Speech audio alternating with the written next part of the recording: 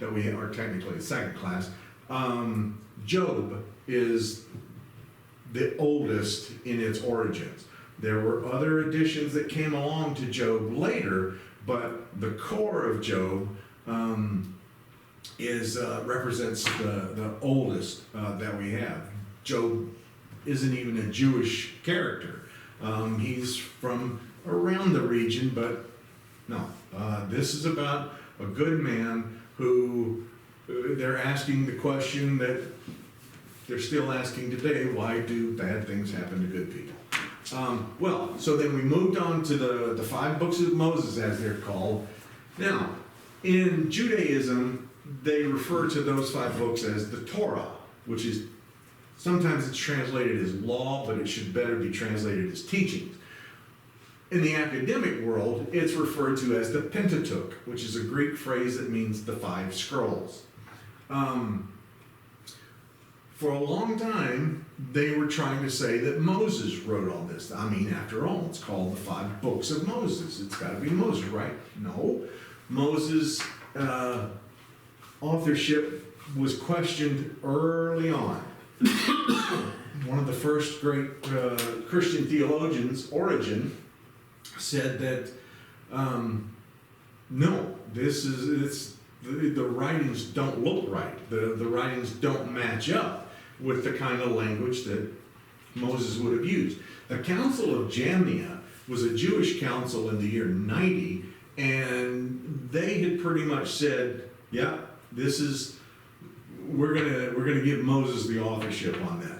But there was enough of them in there who were questioning it that even the rabbis started to develop this real, investigation into it. Well, we wound up then having real investigations that took place, especially there always was, but it really kind of hit a high water mark. In the 11th century, a guy named Isaac Ibn Yashush,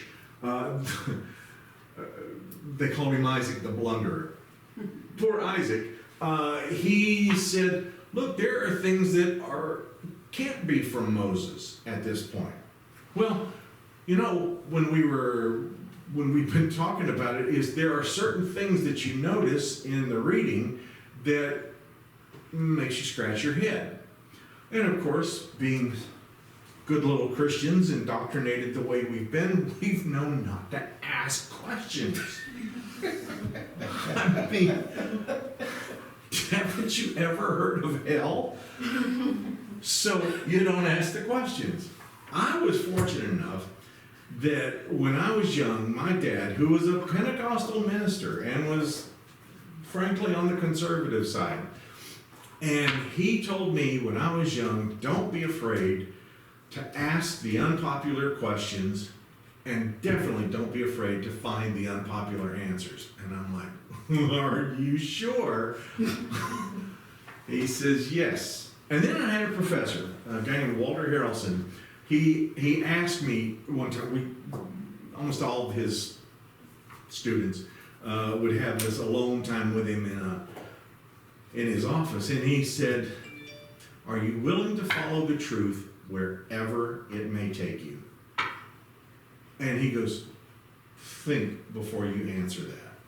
And he goes, because the truth is going to take you places you don't expect, and you're going to find answers you don't want. Well, if it's the truth, I want it, because you might be surprised how that's going to just cause all kinds of anxiety for you. Well, okay.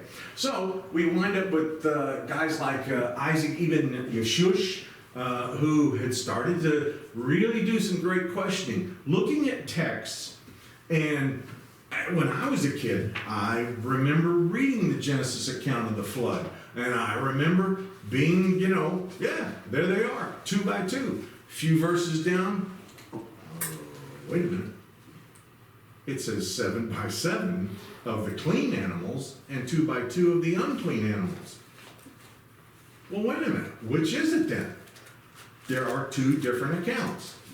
There are also, and anybody who reads a good deal of scripture, reads it through, and especially if you're going to take a whole book and read it, you're going to start seeing things like doublets, where there's two stories being told, but they're not being told exactly alike.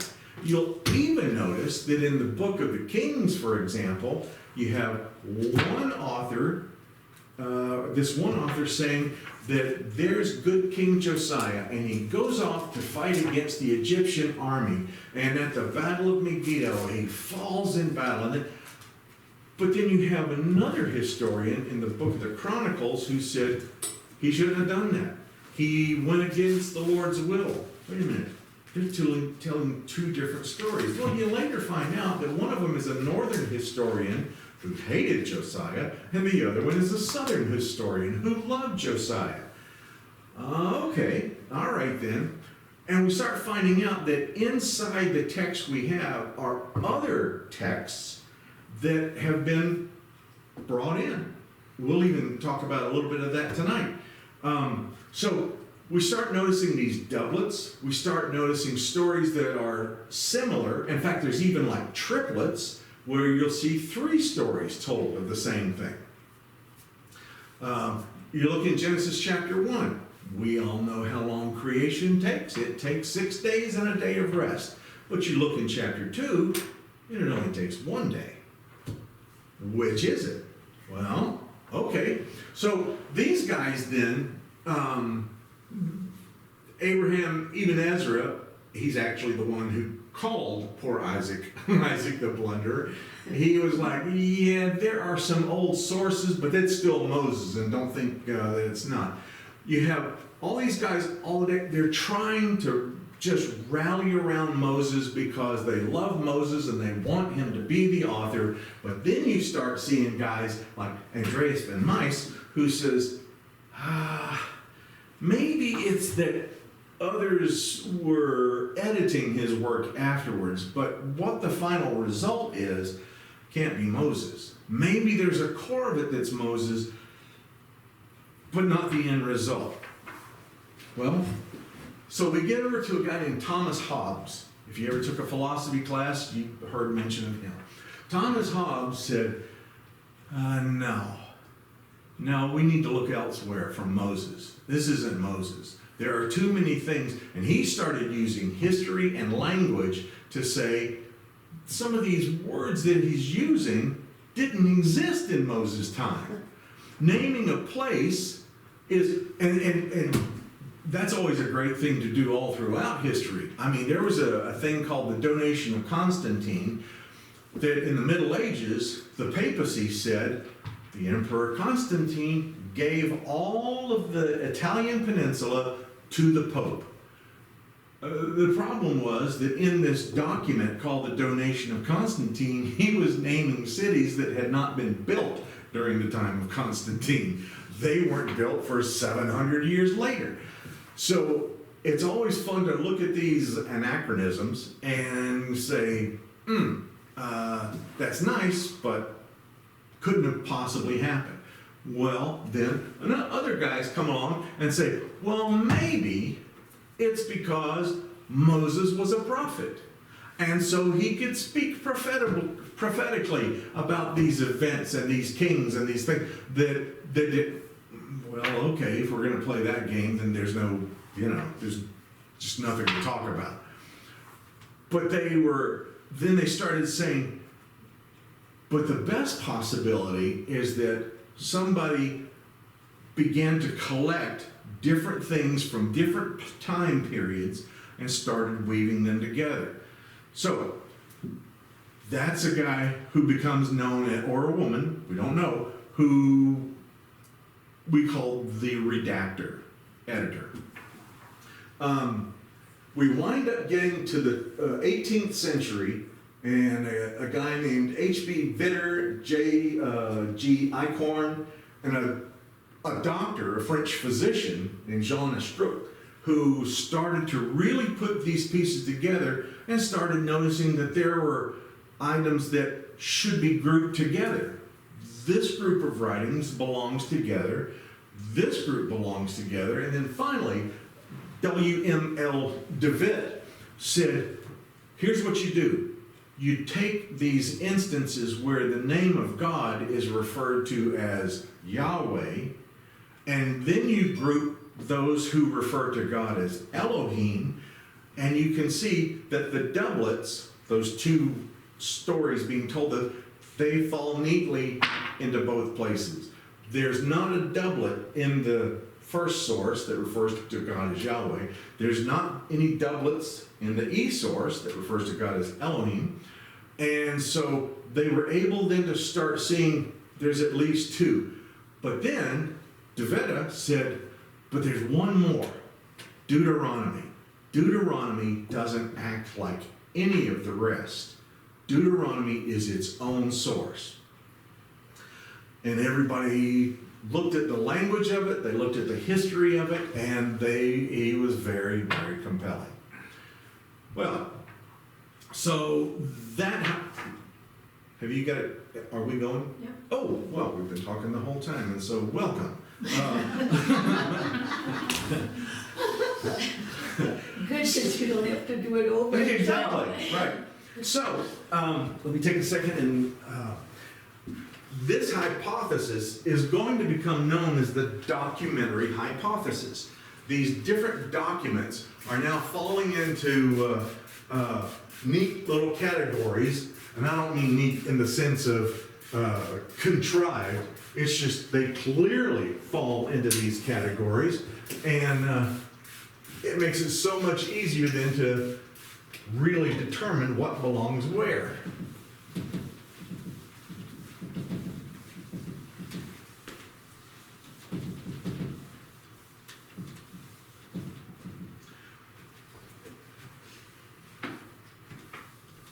So this all becomes, as I said, the documentary hypothesis. The documentary hypothesis, Because it's not direct. yeah, Dry it with the paper towel. yep, hit it again with the dry one.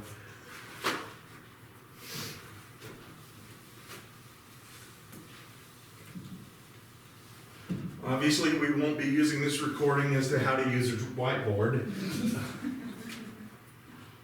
So, the documentary hypothesis. Hypothesis used kind of in a scientific sense that you propose it, you do all kinds of experimentation, and try to find evidence for its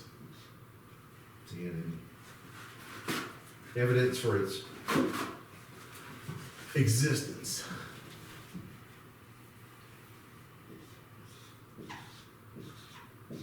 All right, so as a refresher, those categories show up first with the name of God, how God is referenced. Yahweh is one of the names, or is the name of God, and is one of those references, right? So that becomes known as J. That document, J. Another writer uses the word Elohim for God. That source becomes known as E. Then there is the Deuteronomist, who is not only the author of Deuteronomy, but we find out is also the source for some of the historical writings in the Pentateuch. The last one is the priestly writer, and that's where you find all the legal stuff, all the law codes, all the religious rituals and sacrifices and sacred places, and he becomes known as P. So, J, E, D, and P. The fifth one, and this winds up maybe being the most important person, is the redactor. He is the editor. Why don't we call him E for editor? Because we already have an E. Sometimes the answers are just easy. So, the J, E, D, and P are going to be the four major categories. So, like I said, this hypothesis comes to be known as the documentary hypothesis. And as we stated, there is a great deal of evidence to suggest that the 5 books of Moses, the Pentateuch, has been composed by at least 4 source documents listed there. And some brilliant redactor or editor began to weave these into a beautiful narrative.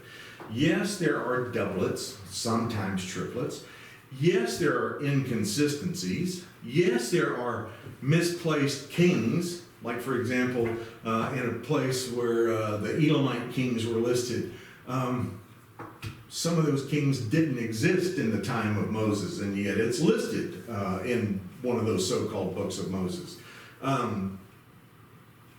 So the 4 sources, document sources, have been listed by their letter. Of course, in English we use Y for Yahweh, but these guys are Germans, so J becomes the Y sound. You also will sometimes see in there, in the modern uses of the text, that, for example, in our English text, we'll see Yahweh translated as Lord, but it's all caps. So when you see all caps, you know that that word Lord is a translation of Yahweh, the name of God. If you see the word God, it's going to be a translation of this, Elohim. But you're going to have more than that. You'll see a lowercase Lord, and that's usually going to be a translation of the word Baal. A lot of times, what we find is that in the Psalms, getting ahead of myself, but I just can't stop myself. In the Psalms, we'll see use of the word Lord like that, but it's translated from Baal because when the people of Israel were composing their psalms, a lot of times they simply took psalms that already existed from the Canaanites. And the Canaanites, of course, referred to their deity as Baal. Baal, sometimes people will say it. So you'll see it like that. Other times you'll see master. And that one is usually going to be Adonai.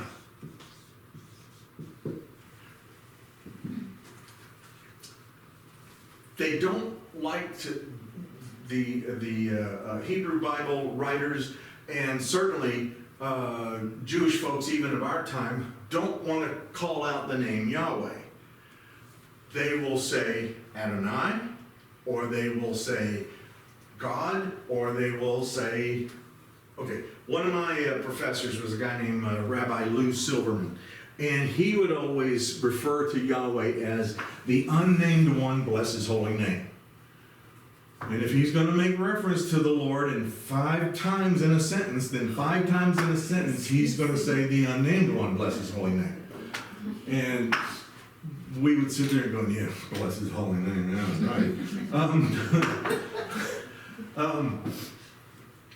So anyway, those looking at those names begin to help us find out not only what are the source documents, but also what is the age, what is the dating of these times? Because we'll find early on that there are certain references that are using Sumerian names for God, that are using Akkadian names for God, Babylonian. So anyway, all these things play a really important part. Just looking at the names of God tells us a lot about the source text and what the time was, and sometimes at least what region the author is from. Okay, J-E-D-M-P. So now we had to find the history of these 4 documents. Who wrote them? Why were there often 4 different versions of the same story that we could find? What was their relationship to each other? These documents. Did any of the authors know of the existence of these other writings? For example, we think about the New Testament time. Does Paul know about Matthew, Mark, Luke, or John? No, they hadn't been written yet.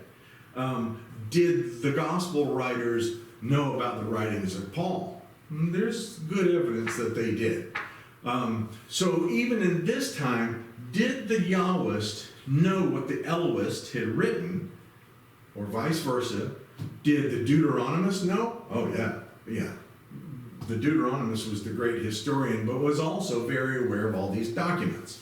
So how were they preserved? How were they combined into the text that we have there? These are the questions, and many more questions, that we wind up asking about this. Now, we spent last week on the beginnings of this investigation, and we're going to continue that, but we're also going to talk a good bit about the history, too, of the time of the writings of these documents.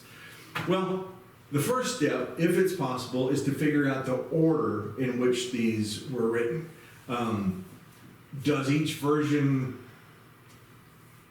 that we have reflect a particular stage in Israel's history or in their religious development? Yeah. It was that concern that was so well reflected in the 19th centuries with guys like De Wette and some others. And they were influenced by this German philosopher named G.W.F. Hegel, H-E-G-E-L. Hegel was so concerned with his notion of the historical development of civilizations. And so taking some of the things that he used even for European civilization, writers who were existing at the same time, researchers, scholars, began using his ideas of a civilization's history and their development, and used it to apply to the texts. So all of this great historical innovations, scientific innovations, starting to look at texts, actual manuscripts, and being able to look at, okay, wait a minute, this has to be before this because this is a clay tablet and this is a parchment. The clay tablet came first. Then we've got leather that's used in there too. So even sometimes the medium that they're written on helps to point to the time period that we're talking about. Now, there were 2 19th century scholars who had been influenced by Hegel, and they came actually from 2 different directions, but they actually became very complementary of each other. What I meant, complement, like one supports the other, not, hey, you're a good guy. Not, he's swell, not that kind of compliment. So one was a guy named Karl Heinrich Graf, just G-R-A-F. Karl Heinrich Graf, and he worked out all these differences in the biblical text to determine which text came before the other. He was looking at linguistics, what these words were used, we can think even in our own time. In 1920, if somebody said, hey, that jacket's pretty cool, they would have meant, this isn't insulating me very well, and it's good for only a couple of months in the springtime. But if you say that in the 1960s, or even the 50s, the late 50s, it's going to mean, looks good, that's nice, that's in style. Or we can talk about the word queer. I remember when I was in elementary school and we sang this song, that the song was, Halloween is near, when everything is very queer. No way we'd sing that in school now. Not twice. So all these different words that we can even watch what happens in our own language. When did bad become good? figured that one out yet. When did fat become a good thing? Hey, man, that's really fat. I'll knock you out. You say that to me one more time. No, man, I mean PHAT. Okay, I don't know what you're talking about. And teaching high school is going to be a place where you really. When my oldest boy was born, I wasn't sure how they were going to, how are they going to respond to his name. I had picked a name that, frankly, I didn't know anybody who had that name. It was Judah. And so the cool kid in class, he said, Mr. Rogers, what, picked out a name for him? Yeah, we're going to name him Judah. And he went, oh man, that's rad. Radioactive? No, man, radical. Well, maybe, but, and he was like, it's cool. Oh, all right, I get that. Okay, all right, fine. So then Graf was able to start looking at these different texts and looking at the evolution and the development of these different words. He could figure out this came before that. It wasn't always a thing of this came in 720 BC and this came in 586 BC. But he could at least start to do a kind of a, what do they call it, superposition, where this comes above that or after that. So the other scholar was a guy named Wilhelm Vadke.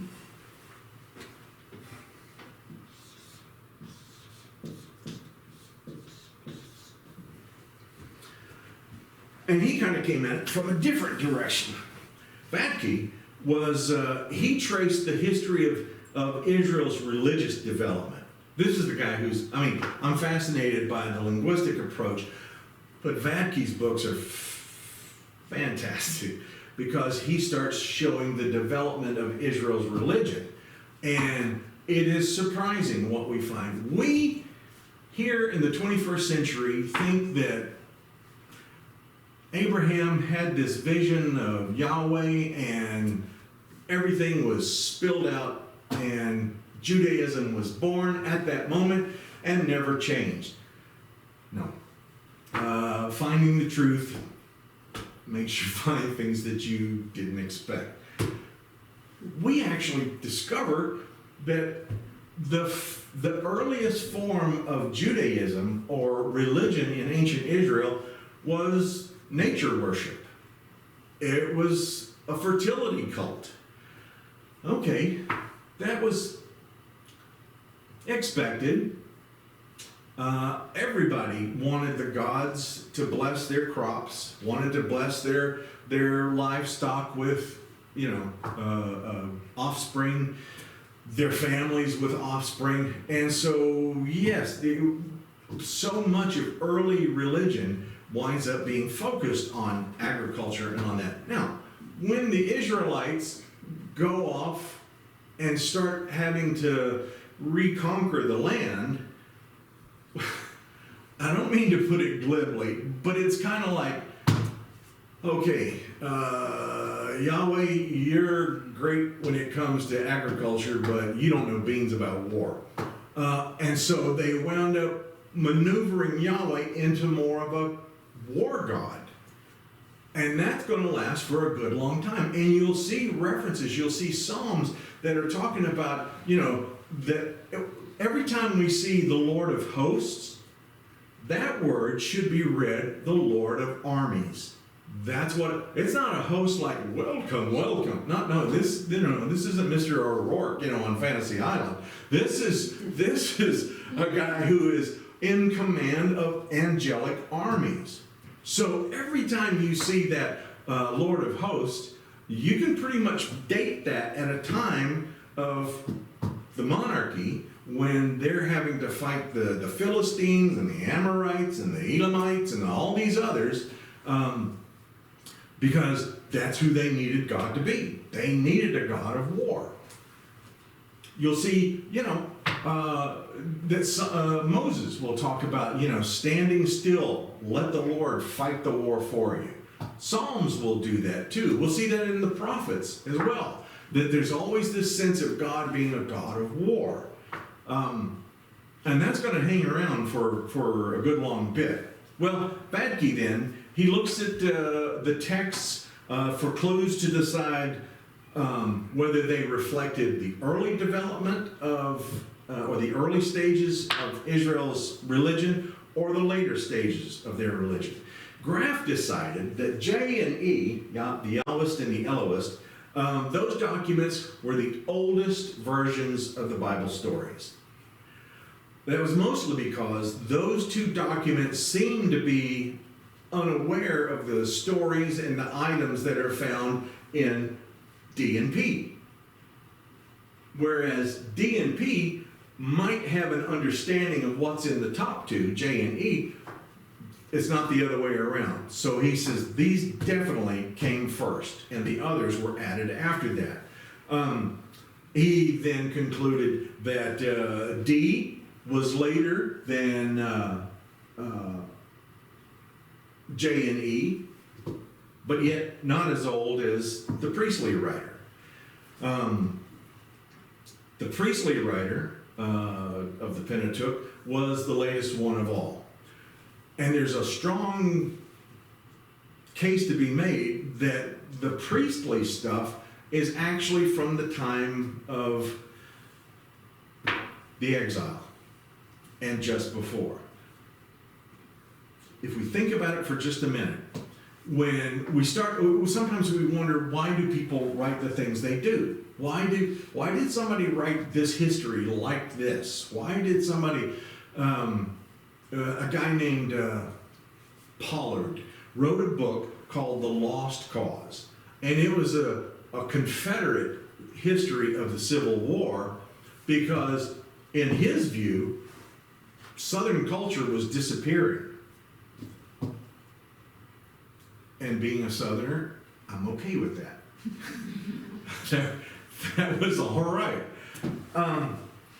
So he writes this as trying to preserve this cherished history of a culture that he saw disappearing. It hadn't gone anywhere. I mean, But when we look at the priestly writer, so much of that is written because the people of Israel are in exile. They don't have their temple anymore. The temple has been wrecked. The walls of Jerusalem have been knocked down. Nebuchadnezzar has carted away most of the people into exile. And so there got to be this kind of a desperate feel of, how will we ever explain who we are? Who will ever know about what we believe? And so the priestly writer begins to write these legal codes. The priestly writer starts writing about what were the functions of the priests. How did the sacrifices take place? Where did the sacrifices take place?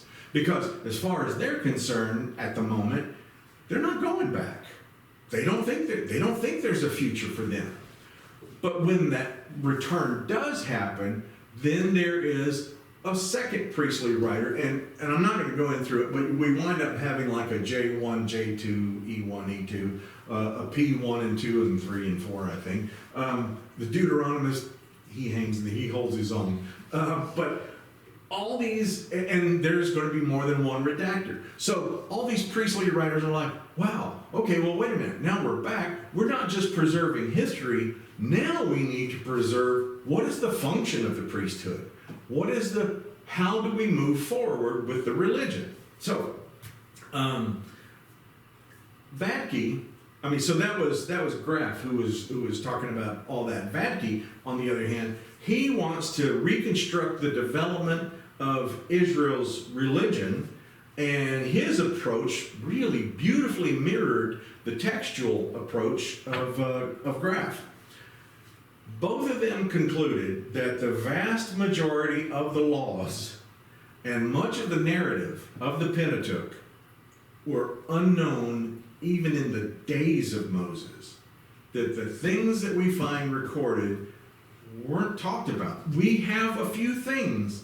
We have the Song of Moses after they passed the Red Sea.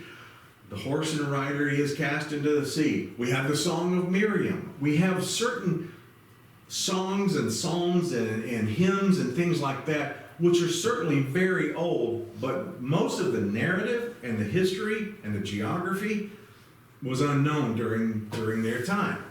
That's okay, because we keep coming back to the question that they must have been asking themselves, and that is, what is our place in the world and how did we get here? Every culture has that.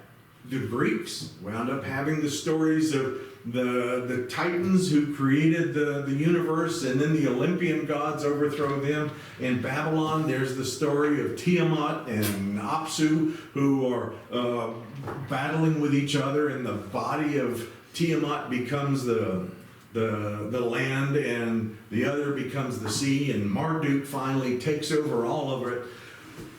Everybody has a beginning story. And it's simply trying to determine what's our place in the world.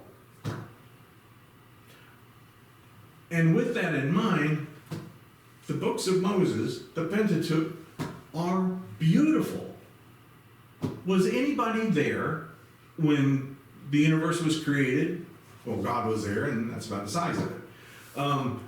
Moses was not an eyewitness. None of the Babylonians were eyewitnesses. Nobody. This is simply them telling their national story. This is what they had come to believe about themselves. And it's beautiful that way.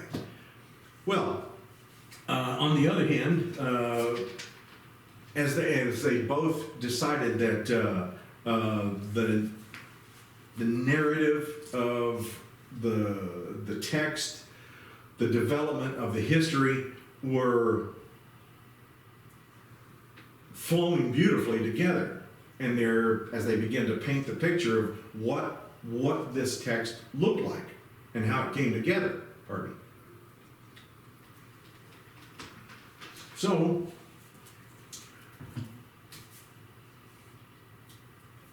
these writings probably didn't even exist in the time of the kings, especially the united monarchy like Saul and David and Solomon. A lot of them were written by someone and certainly edited by someone who came at the end of the Hebrew Bible period, the biblical period. We're talking about probably around the time of Alexander the Great, that these things finally started to take the shape that we have now. So there's a lot of times then when we'll see in the stories, like in the story of Hezekiah, or Josiah, sorry, and it says that he's trying to clean out the temple, and when they're cleaning out this back room, they find this scroll, and it was the scroll of Deuteronomy. Good story? Probably not. That was a legend that was passed down and came to be written into their national history. Now, I have friends who are rabbis, and I will ask them, and have asked them straight up, so, are these stories like this fact? And and one of them said to me, not fact, but true. I'm like, that's a good answer. That's a really good answer. I said, I can live with that. That works well for me. So traditional scholars now are still kind of reacting against this, and we're still here like in the early 1800s. Traditional scholars were pretty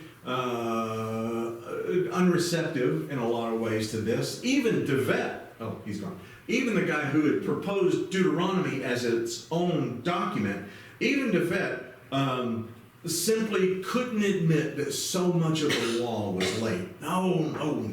The law has to be early. It has to be the first thing. No, like any country that develops a legal system, the laws take a long time to take shape. I mean, we had a Declaration of Independence, which was basically just saying we're sick of you and we're gone. And that's going to be about it for several years. And then we have an Articles of Confederation, but that was terrible because there was no centralized government. And so then we move on to the Constitution, and then we add the Bill of Rights, and now we have all these amendments that have been added on on and on throughout our history. Our legal code has taken 200 years, and we're not anywhere near being done. Lord, I hope not. There's a lot of things that need to be added and taken away. But these critics wanted so badly for it to be Moses who did all that they couldn't face the facts that were before them. It was too much for them to accept that the law that they believed to be from the very beginning was in fact relatively late in the narrative. But Graff and Vetke, they held fast. Their theories held fast because of one guy.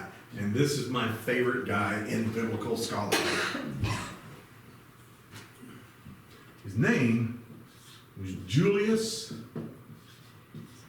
Wellhausen.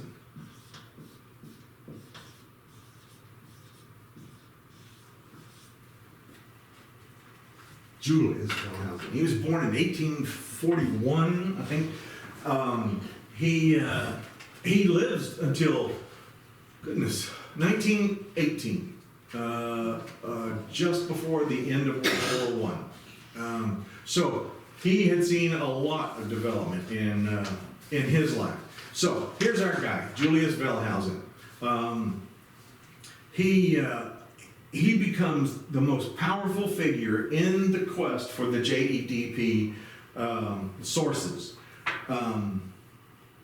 Wellhausen, he dominated the discussions on the authorship of the Bible and the history of biblical scholarship. And while no one person can really be called the founder of biblical criticism, and again, we use the word criticism, it doesn't mean fault finding, it means just a scholarly, scientific investigation, right?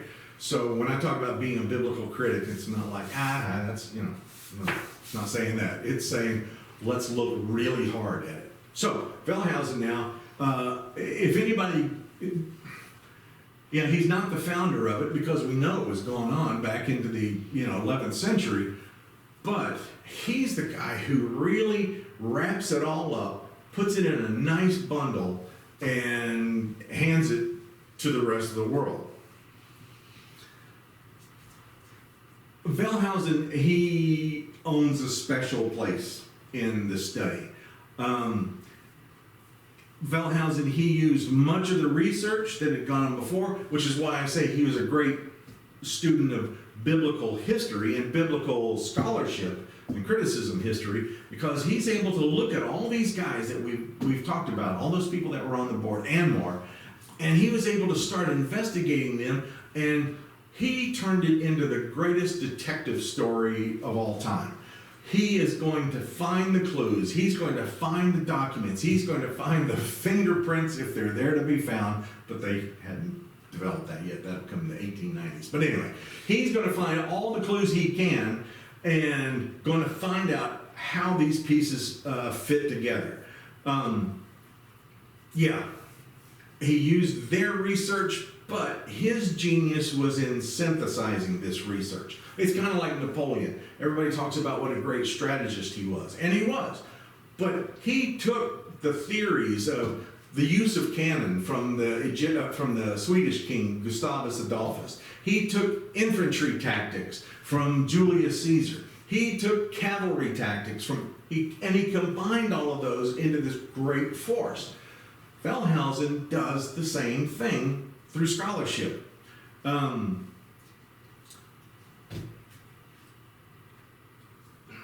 What's his name? Vodke and the others. His idea of the religion of Israel as having been developed in 3 stages. But this other guy, Graff, also pictures the documents as having been written in 3 distinct periods. So the two of them, like I said, coming at it from different vantage points altogether, are arriving at very similar conclusions. 3 periods of history, religious development, and writing. Wellhausen took those 2 guys, and it's almost like taking 2 slides that you put under a microscope and overlapping the 2 of them and making them all look the same thing. It was just to do that was a brilliant enough thing. So when he looked at the stories and the laws that appear in J and E, he discovered that they reflected a way of life that was during the fertility stage of Israel's religious development. And that's why we find out they were more of a nature religion. He went on to say that the stories and laws that he found in the D source reflect the life of a more spiritually developed people. Not so much focusing on the sacrifices, but focusing on spiritual, personal, spiritual development. He said that the P source came from the priestly or legal stage of Israel's religious development, and he found that characteristics of each stage and period could be traced through each of the text documents too. Again, those slides were overlapping beautifully. When he examined the way in which the documents were reflective of the basic aspects of Israelite religion, he then could start to outline, what does the clergy look like? What were the type of sacrifices that were used at different stages? What were the places of worship? Because it wasn't always in Jerusalem. That's a late development. There were other shrine sites where people would go. There was Shechem and there was Shiloh. And King Hezekiah comes along and tries to sweep all that away and centralize religion or religious activity in Jerusalem. But that's a later development too. Through all 5 books of the Pentateuch, and throughout all the other historical and prophetic books of the Hebrew Bible, Wellhausen could draw on the legal and the narrative sections and begin to paint Israel's history. The history of Israel was basically left to just studying 1st and 2nd Kings and 1st and 2nd Chronicles. That was about the size of it. With Wellhausen, though, he begins to say, no, that doesn't belong there. That comes at a later stage, or this is an earlier, or this actually takes place in a different region than what we're told. And this is a guy writing, for crying out loud, 2,500 years after those events had taken place. That's how impressive this guy is.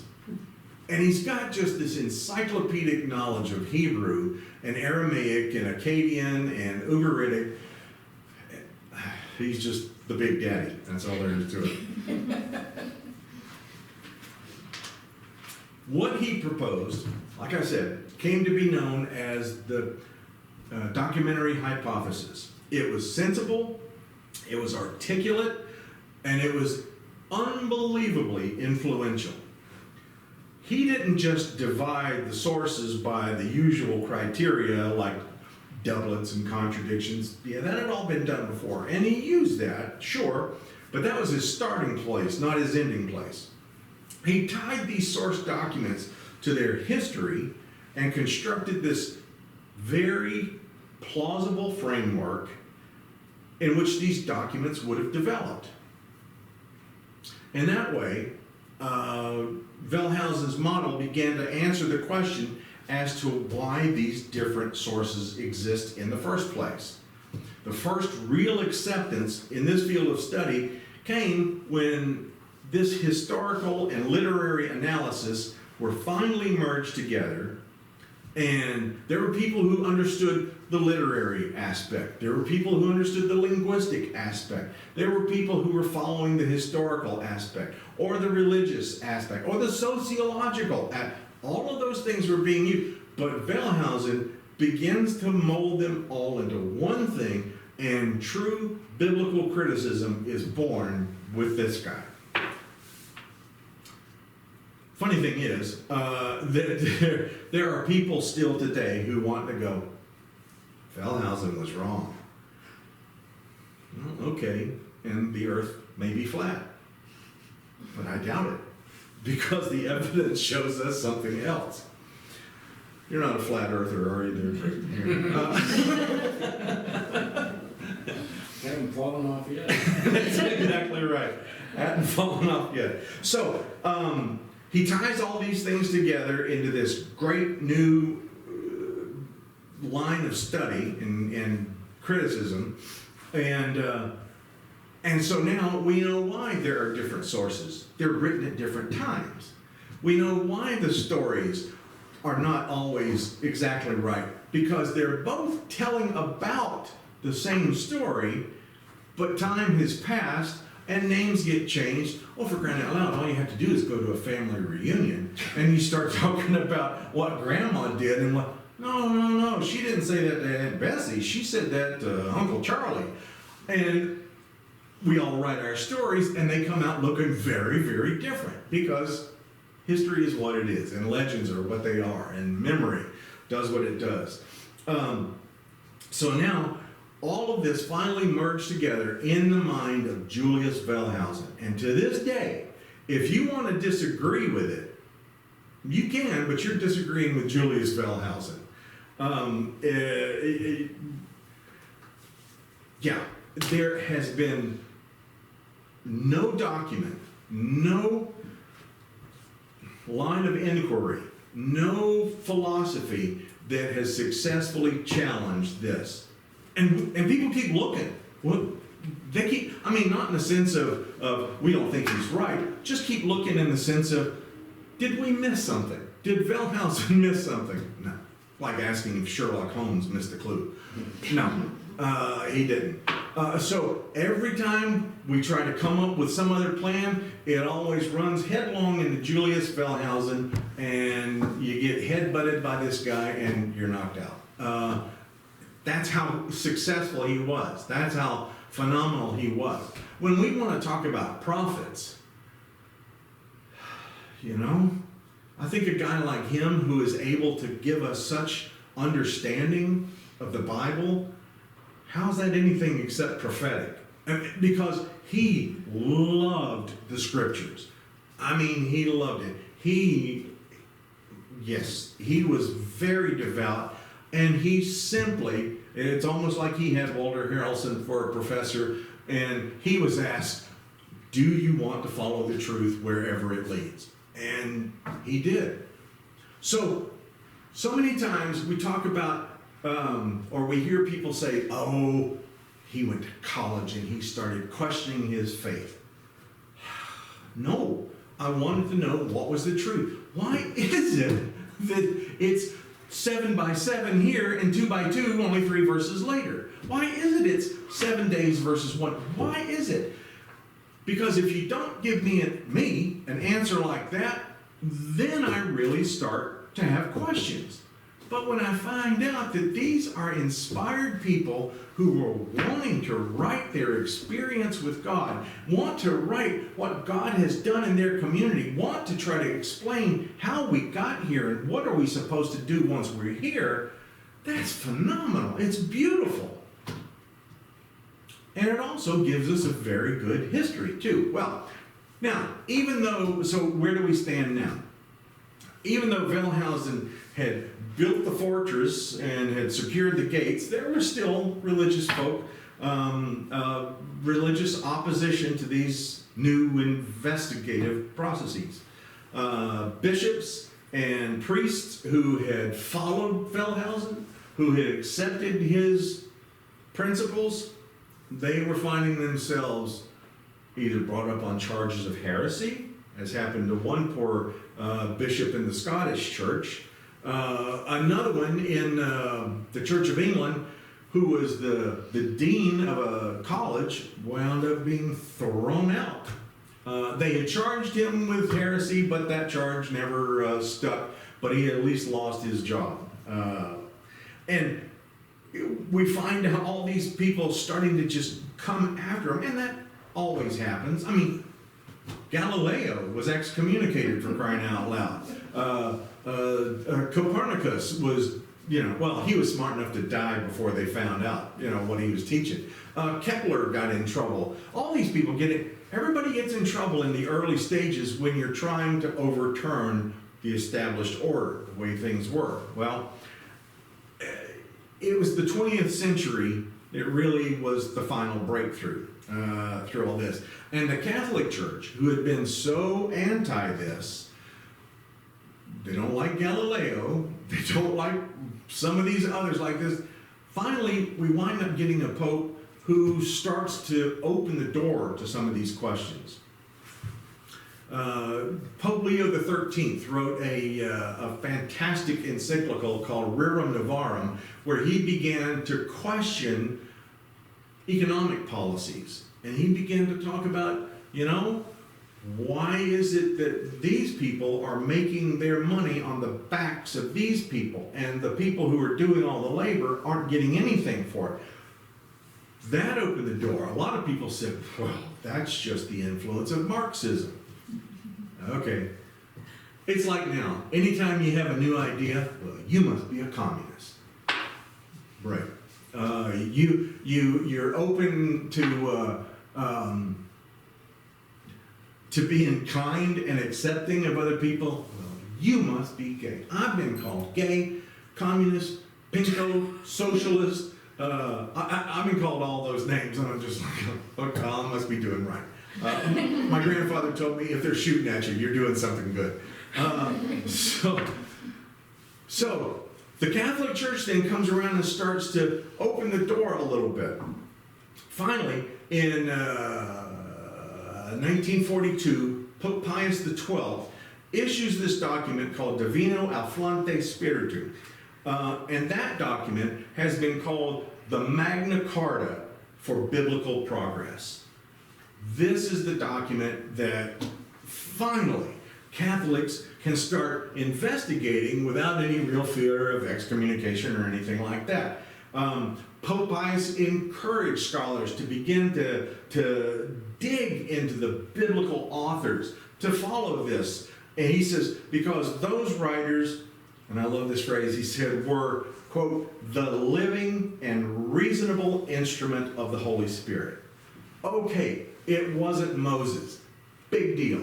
But whoever wrote the J-source was a spokesman of the Holy Spirit, a spokesperson. Same with the Elohist and the Deuteronomy. These people were under the inspiration of the Holy Spirit as much as Moses ever would have been.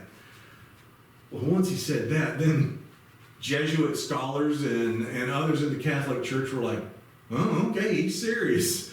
We can start looking. And that opened the door to some of the greatest biblical scholarship. Once you had these brilliant scholars like the Jesuits now able to really focus on this stuff, now exciting stuff is going to happen. In 1968, the Catholic, it's called the Jerome Encyclopedia, no, the Jerome Biblical Commentary. That was published in 1968, and they opened with this editorial comment: the principles of literary and historical criticism, so long regarded with suspicion, are now at last accepted and applied by Catholic scholars. The results have been many: a new and vital interest in the Bible throughout the church, a greater contribution of biblical studies to modern theology, a community of effort and understanding among Catholic and non-Catholic scholars. What a turnabout that was when the Catholics and the Lutherans and the okay, not them. Never heard of that one. When these people were able to start working together and not being divided along doctrinal denominational lines, now the fun really started. You would see papers that would be co-authored by two, one a Lutheran pastor and the other a Jesuit priest. Who would have thought that could have happened? And yet it was to find out the sources here, the real history that we have behind this that led everyone to that. But sure, still there was opposition to biblical criticism, but that was diminishing now among the Catholics. It was definitely diminishing among some of the Protestants. But never forget, there are always some who are like, if the King James Version was good enough for Jesus, it's good enough for me. That kind of thinking. Sorry, I always put on a Southern accent when I And I can do that because I'm a Southerner. Yeah, that's right. So, the great institutions of biblical learning: Harvard Divinity School, Yale Divinity School, Princeton Theological Seminary, Union Theological Seminary, Vanderbilt Divinity School. All of these places now become hotbeds for this kind of research. And you go to any one of those places, yeah, you're going to hear Wellhausen day and night. Those will be your bedtime stories, is reading about Julius, taking apart some of the earlier doctrines and piecing them together. Within this last generation, even Hebrew Union College, which is with its Jewish Theological Seminary, they have started opening the door to this also. The Jewish community, Jewish scholars, have begun adding so much to this, and Hebrew Union is a Reformed Hebrew Jewish college. Jewish Theological Seminary is the conservative school. Even the two of them have begun bringing forth Wellhausen's ideas. And these days, there is no serious biblical scholar who would suggest that Moses is the author of the first 5 books of the Bible.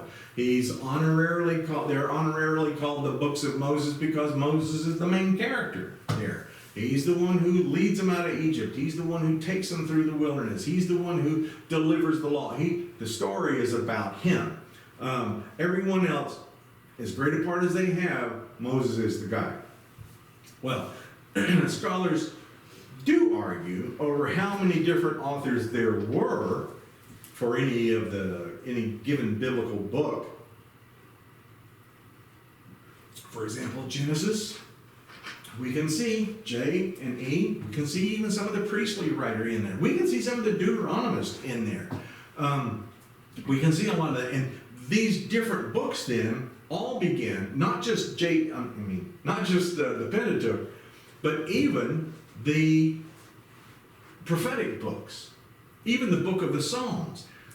Using this same scholarship, they're able to say, okay, here's a good one, for example. We'll get to Isaiah later. Isaiah's got 66 chapters, right?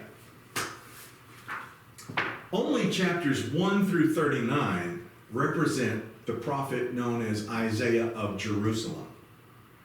There's actually a section that starts chapter 40 through chapter 55 that is known as 2nd Isaiah.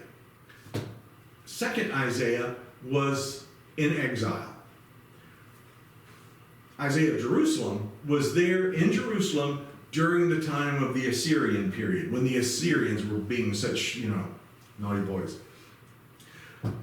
2nd Isaiah has been taken off into exile, and he's writing these chapters, 40 through 55, writing them in Babylon. And then you start to see in chapter 56 through 66, it's 3rd Isaiah. This is the guy who has been allowed to come home, which is why you see, after all this beautiful story of all the, what happens for Isaiah of Jerusalem with the Assyrians coming and all like that. And then you see 2nd Isaiah talking about, okay, look, you're in exile, you're in trouble. So here's what you need to do. You need to own it. You need to accept that this is where you are in the world, and you need to pray for these people who are protecting you. Yeah, the Babylonians took you away. Yeah, they drug you out of their home, but they're keeping you alive now. You need to pray for them and own this. And then you see, moving into 3rd Isaiah, the great eruption of praise in chapter 60 when he says, "Arise, shine, for your light has come, and the glory of the Lord is risen upon you." Can you imagine what that felt like? I think about that all the time. I always try to put myself in their places.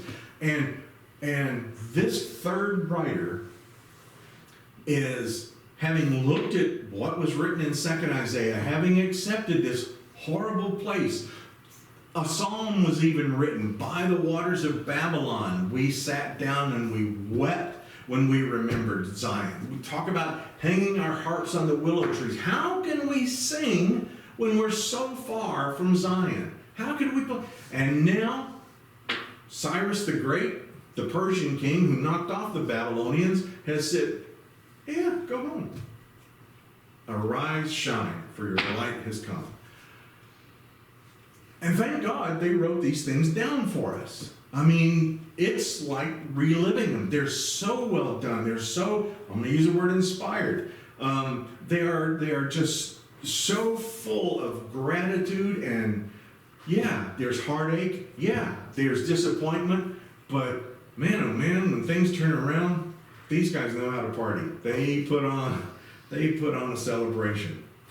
Well, so we got 3 Isaiahs in one book. That's okay. It doesn't diminish the impact. In fact, understanding what they're talking about helps us to really get the impact of it. That's why that chapter 60, Arise, Shine, is so important, is because think about what the people of Israel have been through. They've hung up their harps. They can't even bear to sing because they're so far from Zion. And now they're able to go home. Well, we even look at a book like Obadiah, 1 page long. And yet, there's 2 authors. I mean, come on, for crying out loud. Isn't there a certain amount where you just go, believe it? But people have to get their PhDs, and so they have to contribute something new to biblical scholarship. So, yeah, they'll find Obadiah. There's 2 of them.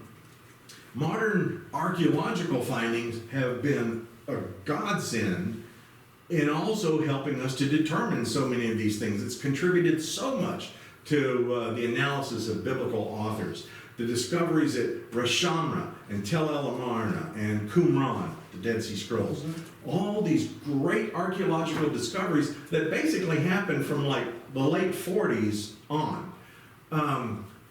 It tells us so much about language, the development of language, and it also told us that, and we'll get to this when we cover Psalms, it also told us that the Israelites had no problem taking a Canaanite psalm and say, yeah, we feel that way about God. That's good. We'll use it.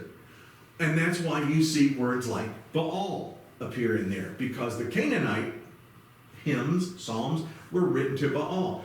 They didn't consider it thievery. They didn't consider it plagiarism. There was no such idea at the time. They simply said, this reflects the way we feel. Why mess with it? It's beautiful. Use it as it is. In the book of Proverbs, for example, there is a complete book that was known as the Wisdom of Amenemope, an Egyptian wise man. The people saw it. The Israelites saw this. Who knows when they got acquainted with it?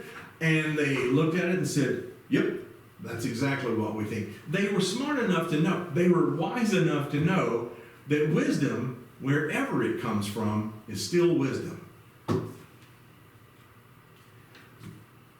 So many times we want to, well, whenever people want to talk about the scripture being infallible, well, I'm okay with that. I mean, you can believe that if you want to. And I believe, like the Jesuit theologian Karl Rahner said, that taken in its entirety, the Bible will not lead you into error. I completely believe that. But when somebody wants to say every last word was dictated by the Holy Spirit and it was put in the Bible, and I'm like, good. That means Seneca was inspired by the Holy Spirit. Who's that? Okay. The Roman writer? The Roman senator? No. Well, but wait. Paul quotes him. So if Paul's quoting him, and Proverbs is lifting the whole book of the wisdom of Amenemope, if that's put in the Bible, then Amenemope must have been inspired too. That's infallible. No. Then they start backing up. And then they start calling you a liar because no, that's not in there. It's not like that. Okay. So we start to look at this, and I think about John Adams when he said, "I'm not afraid of any book." And he says that wisdom is wisdom. That whoever says it, if it's a wise thing, if it's a moral thing, why do we always gut check ourselves when we're reading it? I was told so many times in so many different places when I was in college. Oh boy, I went to this one church because he was friends with. I'm not gonna say friends. My dad knew him, and I figured, okay, I'm probably a little bit compelled to go there. And this guy was constantly like, I don't understand why. He saw me at a restaurant one day. I don't understand why you got that book on Plato. You don't need that. Well, I kind of do because I got a test on it. I'm just saying, and he was constantly, the only thing you need to read is the Bible. Well, that's great if I'm going to be a biblical scholar, but even then I'm going to need to read a few more things. You don't need to find wisdom. You don't need to find guidance anyplace else. And you don't need to. I definitely didn't show him my book of Sigmund Freud. That would have been it. I would have been over on that one. So, anyway, you know what? The Bible itself tells us these other sources are inspired. Okay, we all know the scripture, that all scripture is inspired by God. Right? And it's profitable for reproof, for instruction, for discipline, when that was written, there was no Bible. Bible wasn't going to be around for another 200 years, 300 years after that was written. Wasn't compiled yet. What that says is the word isn't scripture like scripture. The phrase there says all graphe. All writings are inspired by God. And it's all profitable for instruction and reproof and for discipline and for, okay, all right, that's a bit of a liberal approach to documents, I guess. Anyway, so we've got all these great scrolls or archaeological finds that have helped out so much to show just how, and a lot of it helped even in the translations of stuff. When they discovered the clay tablets at Ugarit, Rosh Hashanah, they were able to go, oh, that's what that word means. We thought it meant something else. And so a lot of times scholars would disagree over what this or that word means, and then finally they were able to go, okay, now we have another context where it's being used. We get it. Because especially if it's a poem, like in a psalm, poems are so hard to they have the poetic license, they mess up the grammar, they mess up even the spelling sometimes to make it fit. So those were huge things to help us understand our biblical text. Okay, so I'm going to take a few minutes. It won't be a few. I want to take a few minutes to talk about the history that we're looking at now. Just a quick look at Israel's history. It's important to look at what the literature sprung out of, especially during the time that produced the Bible. Okay, the land itself is pretty remarkable. In the northwest, there's this beautiful freshwater lake, Sea of Galilee. It flows down almost in a direct line straight down to the Dead Sea, which is completely polar opposite from the Sea of Galilee. Sea of Galilee, so calm, so lush, so Dead Sea, it is thick with salt. You cannot drown in the Dead Sea because there's so much salt, it buoys you up. I mean, maybe if you tied a brick around you or something like that, but just the natural buoyancy there is remarkable. So the and the Dead Sea was surrounded by it was hot, dry wilderness. The north part of the country is fertile with rolling plains, small hills, valleys. The center of the country had beaches and lowlands along the Mediterranean coast And on the west, and that was on the west, and on the east, there were hills and mountains through it's called the Central Highlands. The southern part of the country is largely desert. Dry, absolutely hot and humid along the coast, especially in the summertime. And all although the hills were dry, it was, of course, drier in the desert. In the winter, it would sometimes snow on the hills. It must have been gorgeous. And a lot of times that's where, they would actually bring snow and ice down from the mountaintops. What was it, the Third Crusade, the three kings, European kings, Philip Augustus from France, Richard I, the Lionheart, from England, and Frederick Barbarossa, Redbeard, from Germany. They all came there, but Frederick decides to cross a river with his full set of armor on. Yeah. Not smart enough to go on a crusade. So, anyway, he's gone, but the German knights decided, we're going to stick with Richard. We'll hang with him. Philip Augustus was he and Richard had their own problems, and he decides to leave. So it's just Richard I. This is some of the coolest history ever. A great book called Warriors of God. So Richard is confronting the great Muslim leader, Salahuddin. Saladin is how it gets usually translated to us. So these two guys are just this perfect match. It's like Frazier and Ali. These guys know how to fight each other. They beat each other to death.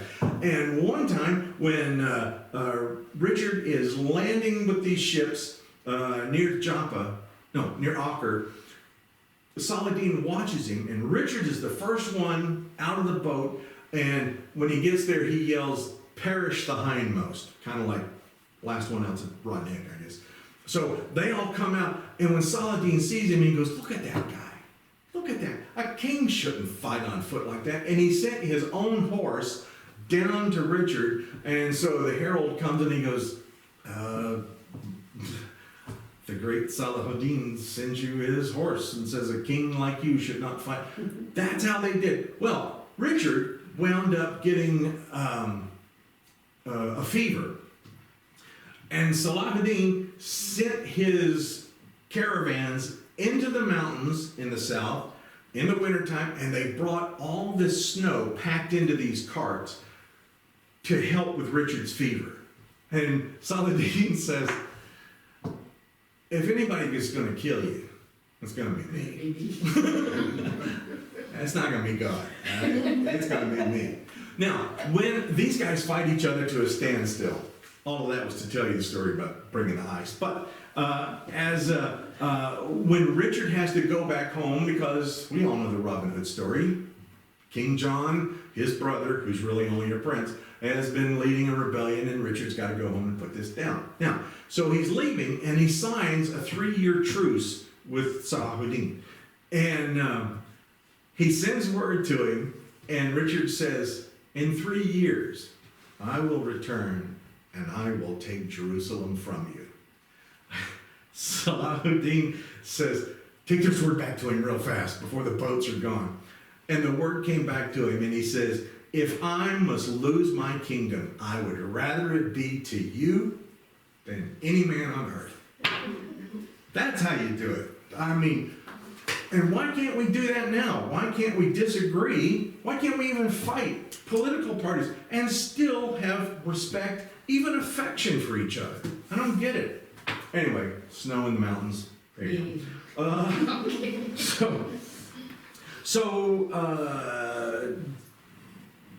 The people who inhabited this land, they could see the beauty of the sea, the Mediterranean. There's the Sea of Galilee over here. They could see the flowers and the fields and the desert, and all within really relatively few miles of each other. It's not that big of a place.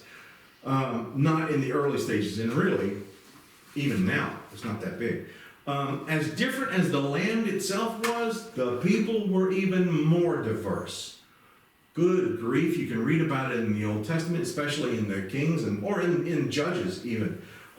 This great variety of people. There were the Canaanites, there were the Hittites, there were the Amorites, there was the Perizzites, there was the Hivites and Girgashites, Jebusites, and never forget the Philistines that were there. But the Philistines weren't really indigenous. They had come across from the Greek islands. They had actually come across the Mediterranean, well, the eastern half of it, and they were Greek island origin.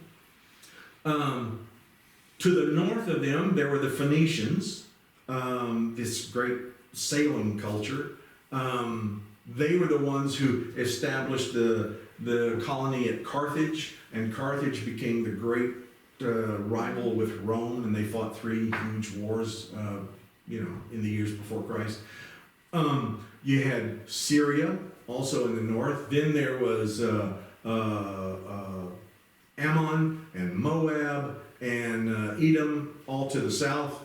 Then, of course, there's the Israelites. And they're actually the most numerous of the bunch within the boundaries of this land. From the 12th century, the 1100s BC onward, they're the big group. They're the big, and they're the ones who are, of course, the focus of the biblical stories for the most part.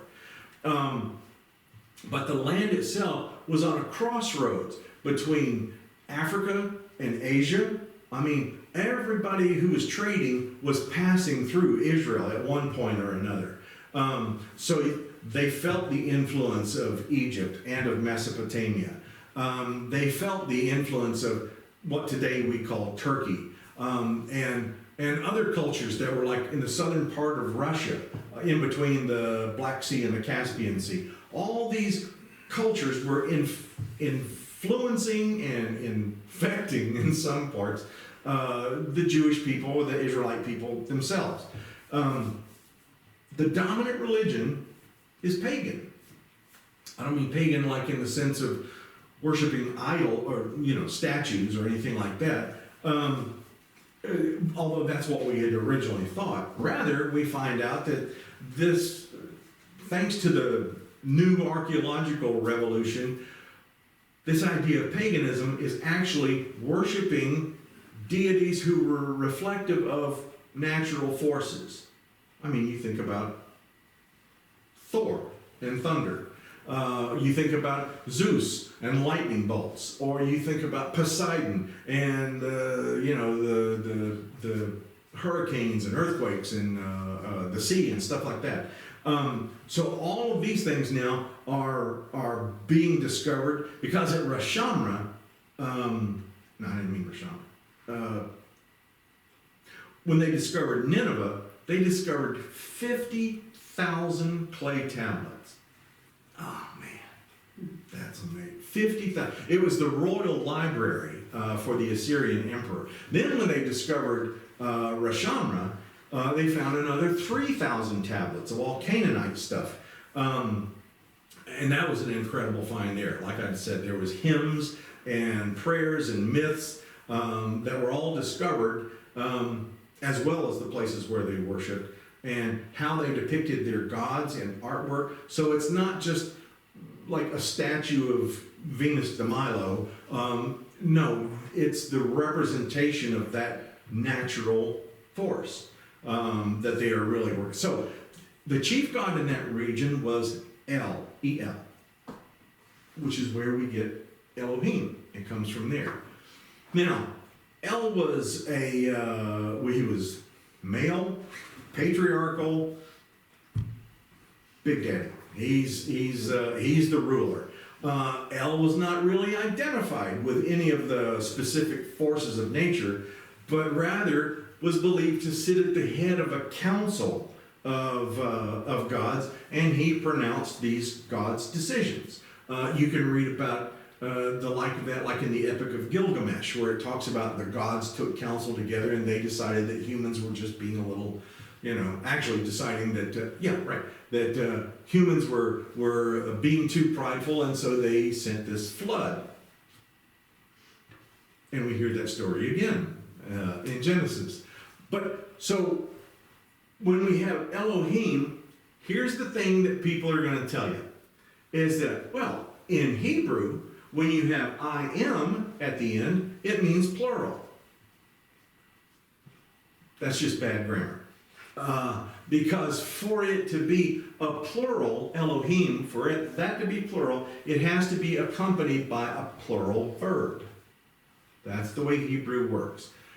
Now, they don't have words like best, biggest, coolest, anything like that. So what they do is they make it plural, and that is the superlative. So when they refer to El, God, as Elohim, they're saying he's so big, he's so awesome that he's like a whole bunch of gods put together. Some people want to say that this is representative of God as the head of some kind of a divine council. Okay, that case has been argued before, but El is going to evolve into Elohim. So when somebody tells you many gods in the Old Testament, no, this is only one God that they're talking about.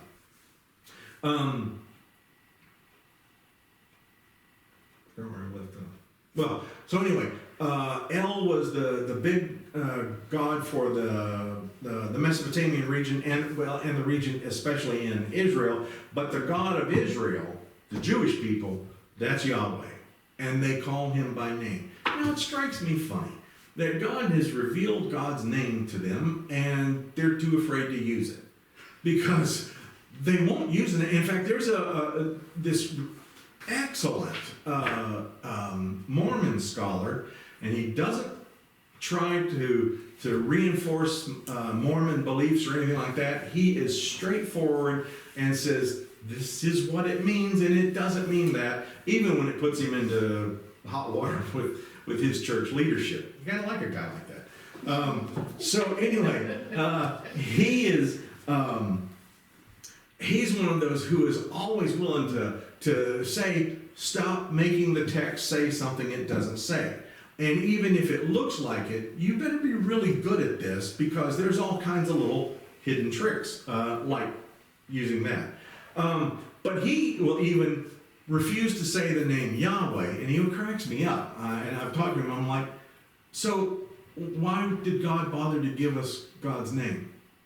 Well, because that was a way of, showing trust in us. And yet, you won't use that name. I said, it's like you calling me, hey, bald guy. Hey, guy with the glasses. Hey man, I got a name. That will help me to identify that you're talking to me instead of the other bald guy or guy with glasses. And he was like, well, no, come on, it's not like that. No, it's exactly like that. You were given a name, why are you afraid to use it? And he goes, let's just say I'm hedging my bets. Okay, got it. So, Yahweh will winds up actually calling Yahweh Adonai, master. Okay, that's fine, but I still think he's a scaredy cat. But Yahweh is also male and patriarchal and a ruler and also not really identified with any force of nature at this point. The people of Israel, they spoke Hebrew, which is we talked about in the first class, I think.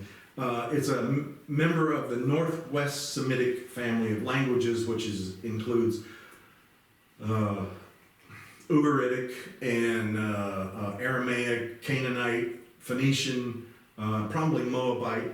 And people at this point, by this time, they're starting to write on plaster. The older groups are writing, like the Ugarit, the Akkadians, they're writing on the clay tablets. But by the time of the Hebrews, they're starting to write, by the time of their writing, they're starting to use leather, but also writing on papyrus too.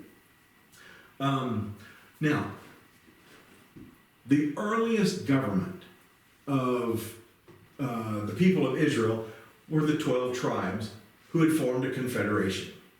And so in times of trouble, they would call for one person who would kind of step up, the judges, They would step up, and they were usually like a military or a sort of legal leader at the time. A judge could be a male or a female. Remember Deborah, arguably the greatest of the bunch. You had others like Samson, all the rest of them like that. These would come in for a period and then disappear. It was like in Rome. Rome, when a time of crisis came, they would have a person known as a dictator. Don't think of it like Mussolini or any of the others. A dictator who would step up, be in complete command of the armies, and then when the crisis is over, guys like Cincinnatus would go back home and farm when it was over with. That wasn't a lifetime appointment. Same thing with the judges. Now we had 13 tribes. I know you think of 12, and there were 12 who were about to have a test. So okay. No, Jim was at the ball field. So Oh, I'm so sorry, we're running late. You know what? That's I can- okay. Continue on. Well, Please do. Let me this is a good place for me to stop anyway, because it's 8:30, so, and I don't want you to miss anything, because God knows everything I say is important. You don't have to put on. No, it's actually a good stopping place for me, so I appreciate it. So, Pastor, what do you think of this supposed new Bible we found? Which new Bible?